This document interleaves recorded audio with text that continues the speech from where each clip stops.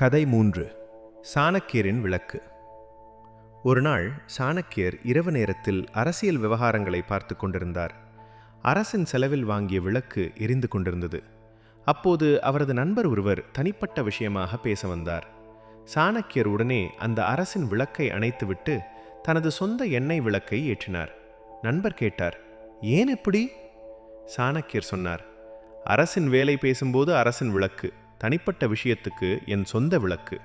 எல்லாவற்றுக்கும் எல்லை இருக்க வேண்டும். இதுதான் ஒழுக்கம், இதுதான் வரம்பு. நமக்கும் வாழ்க்கையில் எல்லைகள் தேவை.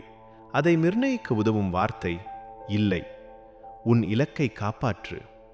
நண்பர்களே, உங்களுக்கு ஒரு பெரிய கனவு இருக்கலாம். ஒரு தொழில் தொடங்க வேண்டும், ஒரு போட்டித் தேர்வில் வெல்ல வேண்டும், யூடியூப் சேனல் வளர்க்க வேண்டும்.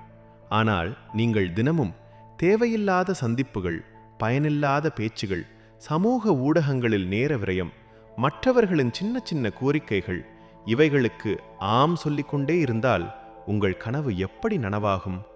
ஒவ்வொரு ஆம்க்கும் ஒரு விலை இருக்கிறது. அது உங்கள் நேரம்.